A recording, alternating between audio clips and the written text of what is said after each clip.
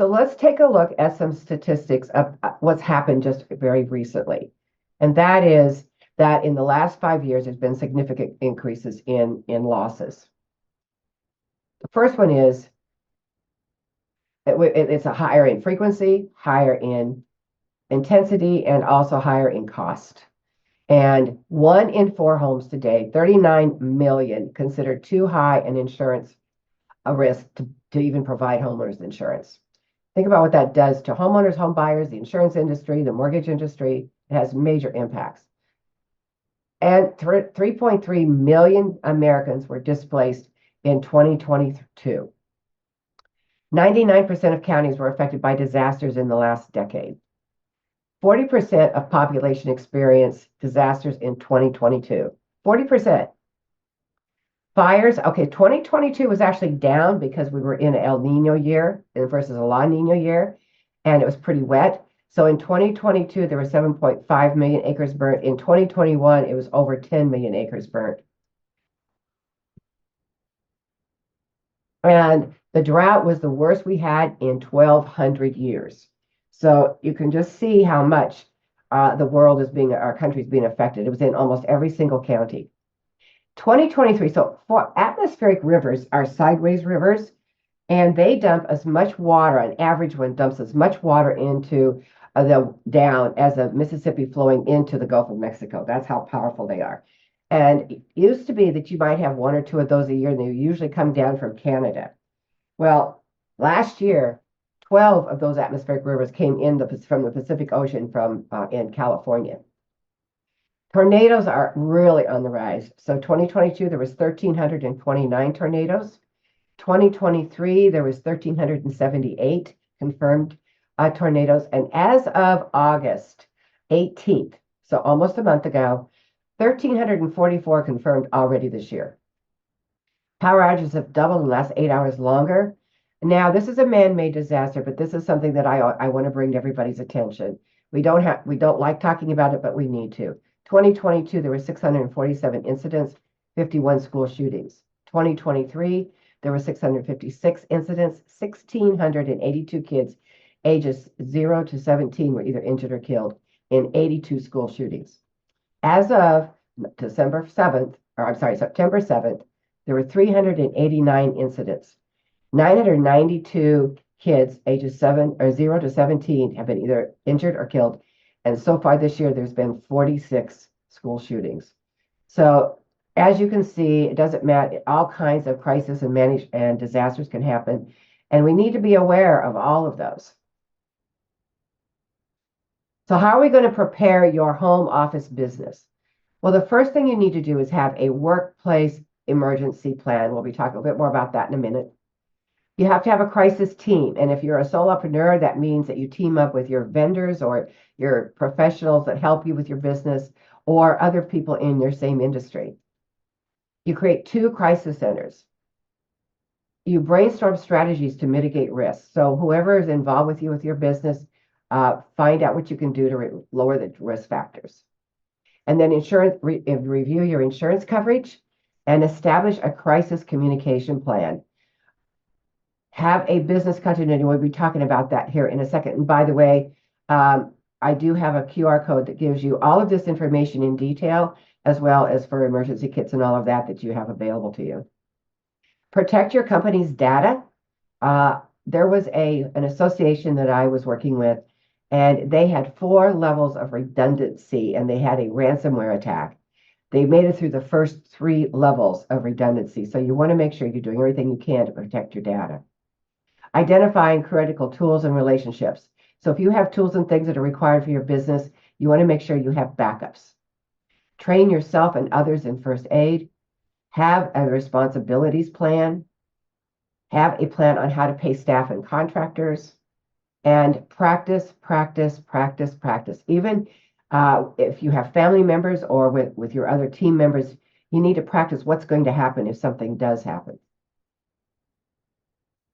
So everybody knows, they've all heard that you need to have water and you need to have food and maybe a flashlight and a radio. But what they don't realize is every single member of your household, including your home office, needs to have an emergency kit.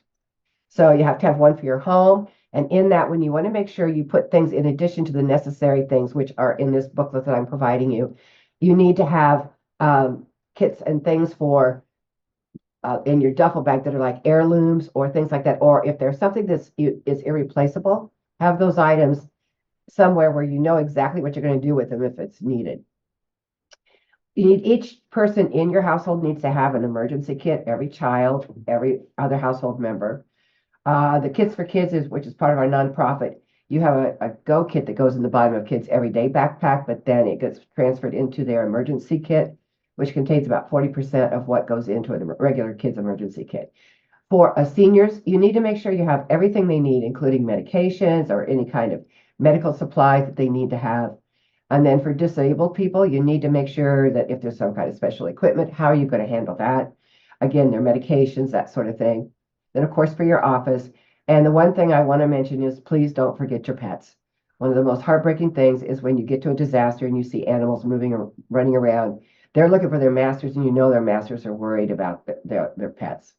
And then a car. The crazy thing is, most of us have some kind of an emergency kit in our cars. And then once you have those emergency kits that are full on, then you need to have a Go kit, which is just you grab it and you run. It doesn't have everything in it that you would have in a regular emergency kit. And again, I spell all of these out in the booklet that you could print out at in the QR code. Now, the next thing you need to have are your plans. So these are the questions you want to ask for your plans. First of all, how are you receiving emergency alerts? And I want you to keep in mind that if a cell tower goes down, you may not have cell service. I know a woman who in Texas at a hurricane, her cell tower went down and she wasn't able to reach her kids at school for 24 hours. I can't imagine what that would be like. What are the special needs of your family? Do you have special needs for your family? And need to make sure that you take those into consideration with your plans. What is the parent plan and what is the kid plan? What if you're on an appointment and the kids are at school? What's everybody supposed to do? What is the shelter plan, including pets? Making sure where you know your closest shelter is and how to get there.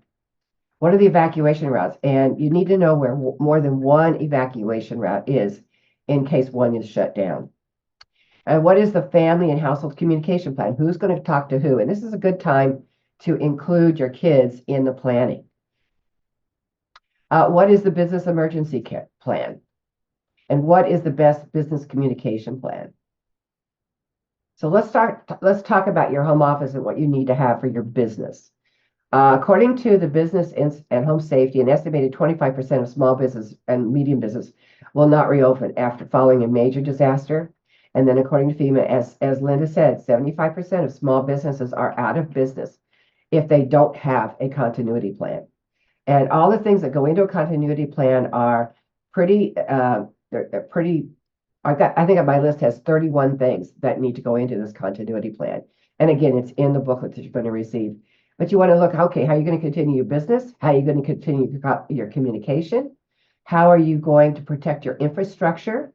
How much redundancy do you need to have to make that happen? What kind of information system? You should always have a second email system and a second computer system in case one is not working properly. And then a cyber incident response. We'll be talking about that in a few minutes. And how are you going to recover? What's the plan to recover? Again, there's 31 items on this list that you can go through and decide how to put together your continuity plan and stay resilient. This is exactly why. I want you to take a hard look at this picture. This is Lahaina. And that house that has the red metal roof, it was a historical home, which you see on the left-hand side. And it actually, the building itself was made of redwood, which is fire retardant. The owners had just finished, it was Dora and Dudley Milliken, and they had just finished a remodel of this home. They put a steel roof on, not because they were worried about fire, but because they were worried about salt air. They put 30 feet of river rock around the home, not because they were worried about fire, but because they were worried about termites. And they put a sustainable deck on the back, not because they were worried about fire, but because of the salt air. So again, even though they weren't doing it for all the right reasons, let me ask you this. So if let's say 1 in 5 of the homes in Lahaina had a home office, how many of those home offices were destroyed? So which home would you like to have? This is exactly why you want to protect yourself as much as you possibly can. I love this quote. This is from the mid 1800s. What is the use to have a house if you don't have a tolerable planet to put it on? Isn't that the truth? Okay, so climate change is very controversial, but I'm going to make this very, very, very simple. Um, like I told you, I could pick and choose which disaster I wanted to go to now as a FEMA inspector. And in reality, that you can see in the numbers through NOAA and our taxpayer and insurance not being available in some areas already, that climate change is having a change whether we believe in it or not. And the bottom line is we're paying the bill. We're paying the insurance premiums and we're paying the tax dollars that are paying for FEMA and NOAA. So we're going to have a profoundly different world ahead of us. And we're also going to have events that are much more intense, frequent, and widespread. And what's really interesting is so our temperatures are going up, but they're not going up to where they say they could go up to. But even at a lower temperature of the climate heating, it's impacting much more significantly than what they originally thought it was going to be. Like, well, we saw that this summer with the heat all across the country and then the major rain and the flooding and all of that. So that is already proving out. And then they're also talking about how risks are starting to intertwine with one another. And that could even compound the problem even more so. So the Paris Accord says that they're going to try to keep the climate to 1.5 centigrade increase from the late 1800s. That's where they're trying to hold it, or not. I'm sorry, in the 1980s. Okay, so let's take a minute and let's talk about your crisis management team and centers. So you want to have 2 command centers. One at your office, obviously in your home office, and then also you want to have the same equipment and everything that you need in a separate location. So if it's a home office, maybe you have it at somebody else's home that's far enough away that it would not be affected by a natural disaster. So just plan to have 2 separate entities, and that includes what are you going to do for security, what are you going to do for communication, what are you going to do for your email system, who are you going to communicate with, what kind of backup systems are you going to have, what kind of first aid and emergency kits do you need to have, and what kind of solar, how are you going to keep this stuff all going. Leon Megason says it's not the strongest or the most intelligent who will survive, but those who can best manage change. And we're seeing it already across the country, across the globe, actually. We're seeing how much climate change is affecting us. When it comes to our crisis team, if you're a solopreneur, team up with your attorney, your accountant, other vendors, other people that are doing similar businesses to you, and determine who's going to lead that team. Now, if you are a great motivational speaker, or maybe you're fantastic as a project manager, or maybe you are somebody that's really good at sales and marketing or coaching, you may or may not be the right person to lead that team. So these are the qualities that are needed to be a good leader of a crisis team. First of all, you have to be very self-aware. Second of all, you have to be decisive because these decisions need to be made quickly. You have to be extremely flexible. So if you're not a real flexible person, you're probably not the right person for this job. Problem solving. If you love problem solving and you're good at it and you're a good strategic planner, then you might be good at this as being a crisis team leader. And then you want to be supportive of others because when there's a crisis or a disaster, people need to be uplifted. So you need to take a look at that. If you are not the right person for that job, then you need to figure out who is the right person for that job. And then bring in people that are going to support you. Maybe you bring in an IT person, you bring in your accountant, you bring in the people that are going to support your business while you're getting back on your feet.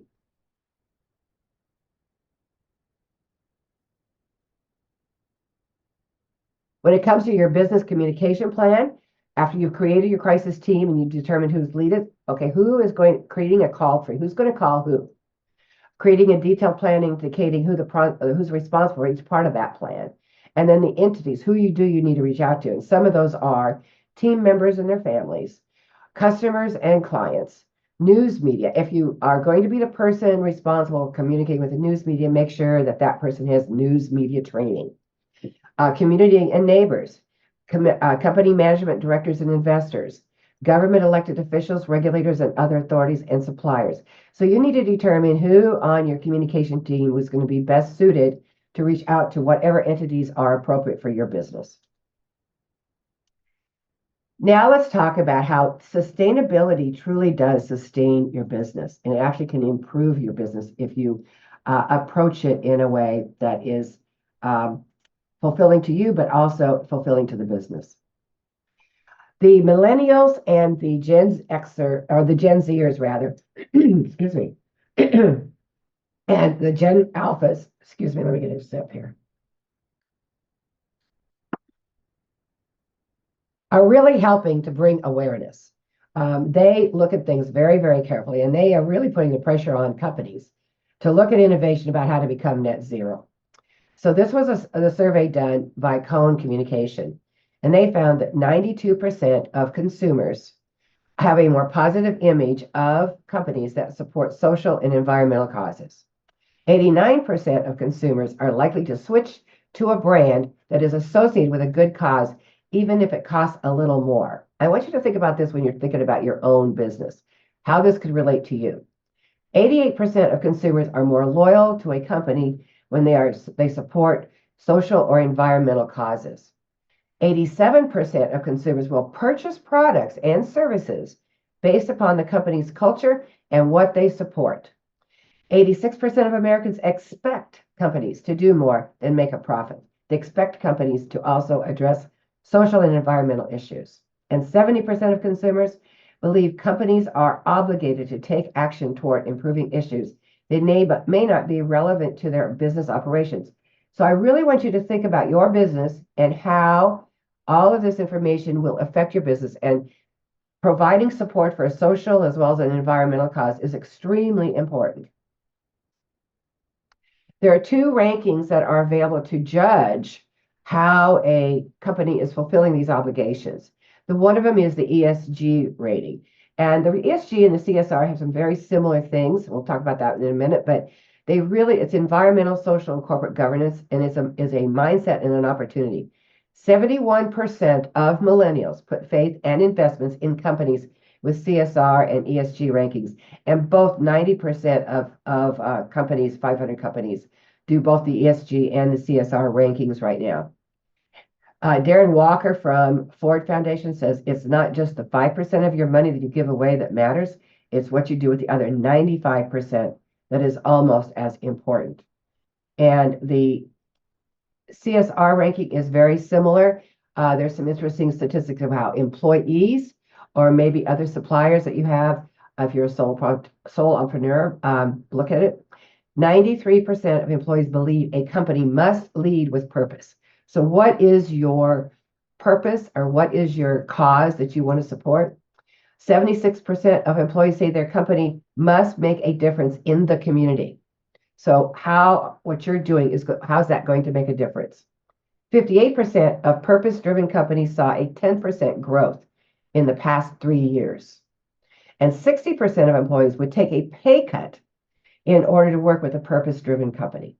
So Mike Clasper says people are going to want and be able to find out about citizenship of a brand and whether it is doing the right things socially, economically, and environmentally.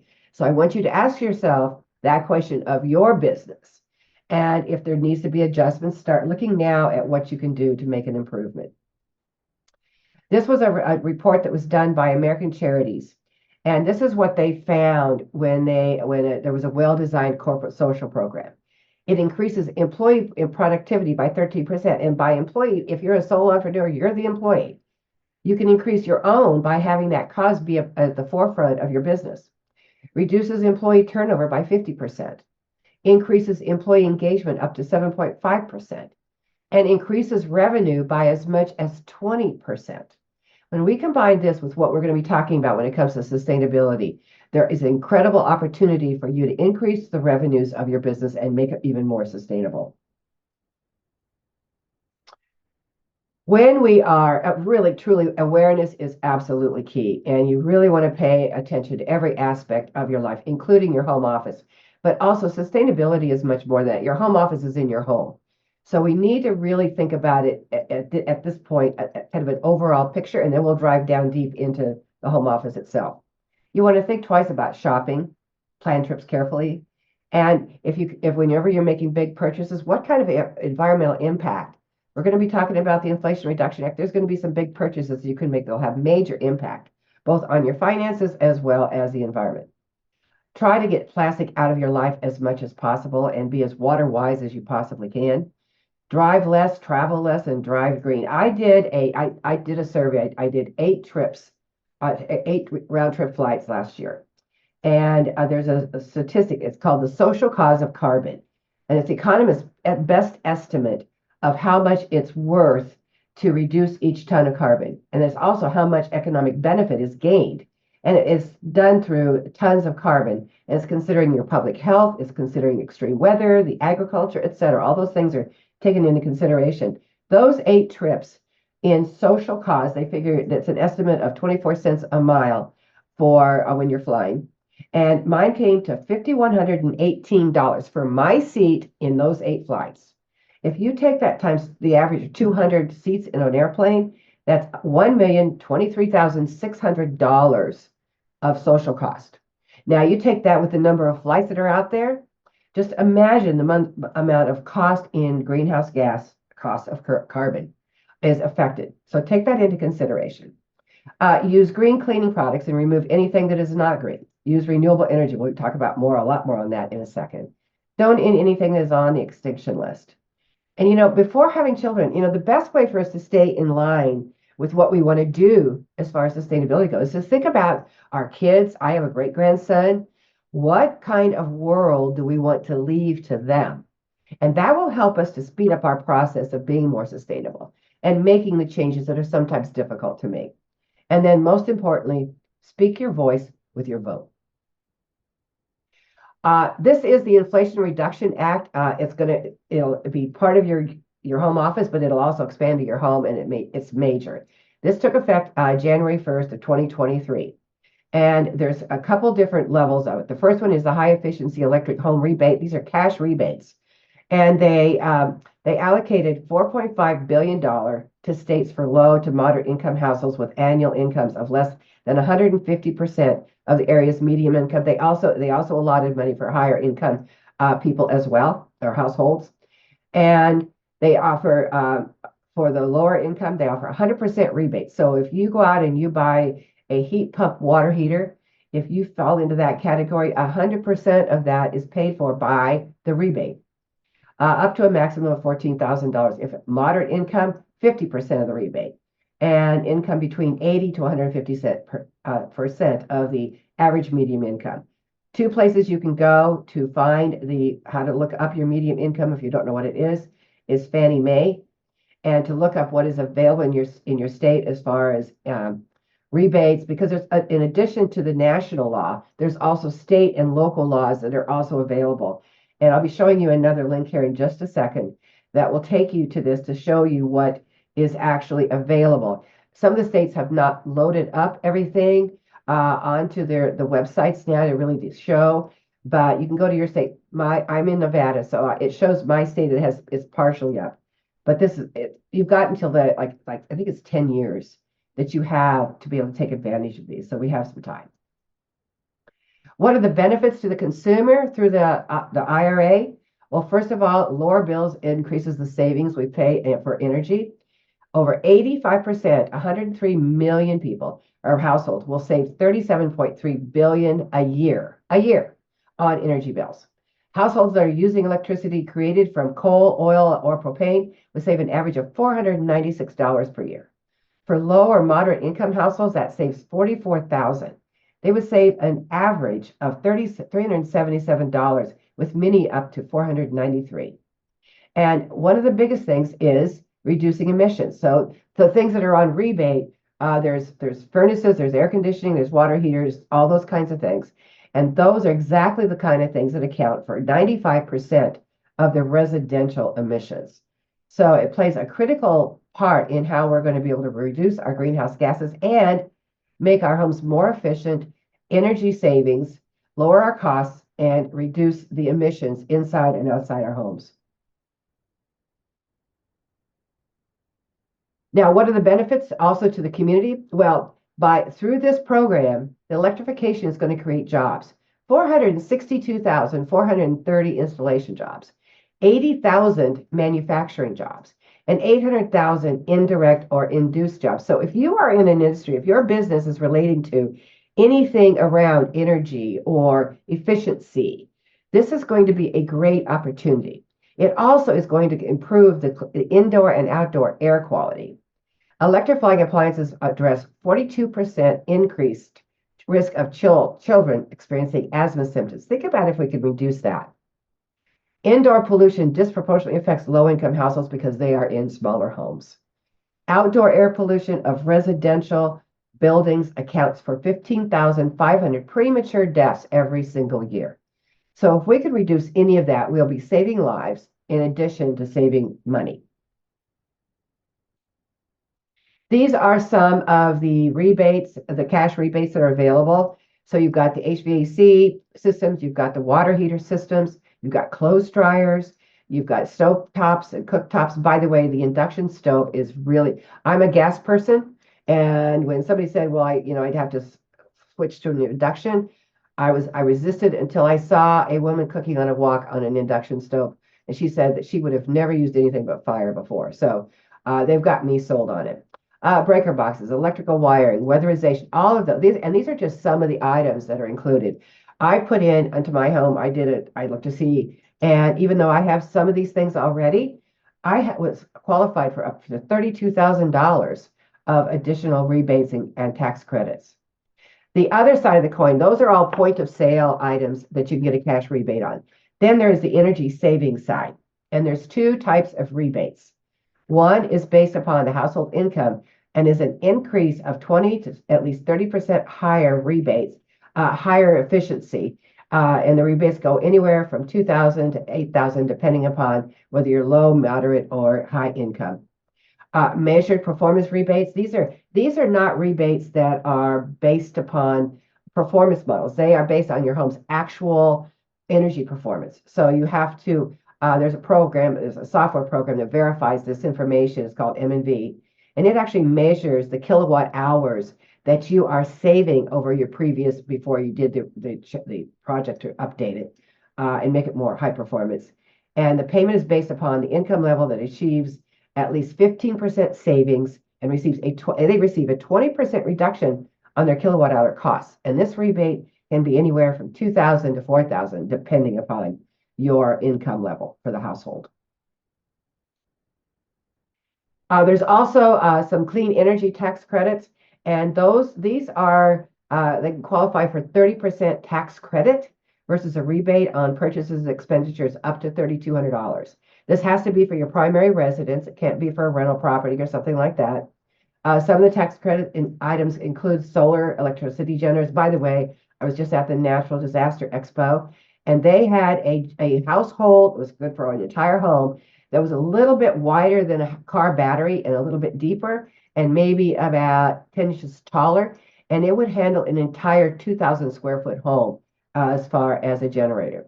Solar water heaters, fuel cells, and battery storage at a capacity of at least 3 kilowatt hours. Some wind energy generators, the geothermal heat pumps that meet Energy Star. Those are all some tax credits you can get. And then other weatherization you can get. They'll pay for an energy audit, although most electric companies will provide you with a free energy audit. But if you want something more extensive, they'll pay up to $150. I found this interesting. They will pay $250. Oh, it's a tax credit. Keep in mind it's a credit for new exterior doors for 2 of them. And they will also provide for new windows up to $600 tax credit, insulation up to $1,200, and then upgraded electrical panels $600. So if you combine that money along with the rebates that are available, it can be substantial. Now this is how you can find out what you qualify for. You can get a full picture. It's called Green Door. It's powered by Pearl certification. And if you just go to greendoor.app, You can put in your address, your income, and it will tell you the tax rebates or the cash rebates and tax credits that are available to you. So that is it's a great place to go and find out. And just think, if you're doing that and you've got your home office, not only are you going somewhere else that has an office that's costing more money, but you've got your home office and you're making your home a high performance home. Your home value goes up and you are saving money because your office is there.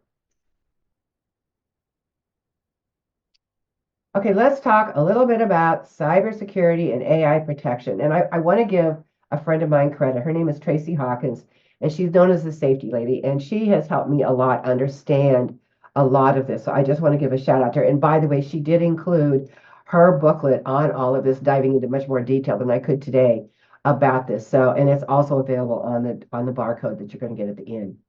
So the most important thing is to create redundancy. You want to create redundancy in your data backup, just like I talked about with the association that the ransomware got through 3 levels of it and they didn't make it to the 4th. And you have redundant systems, so different systems, network redundancy, power supply redundancy, access control, all of those types of things that you can find to do redundancy to make sure you protect your home. And then there are common threats when it comes to cybersecurity or phishing, ransomware, and social engineering. We all know phishing, people trying to be somebody they're not. Ransomware is when they're trying to get you. And then social engineering is just implementing or a manipulation rather of data. So what do you need to do if you are attacked? Contact banks and credit cards, change passwords, scan and clean devices, notify others as needed, make sure all software is up to date. If a problem is found, disconnect everything. Assemble a team to determine what needs to be done next and take all systems offline.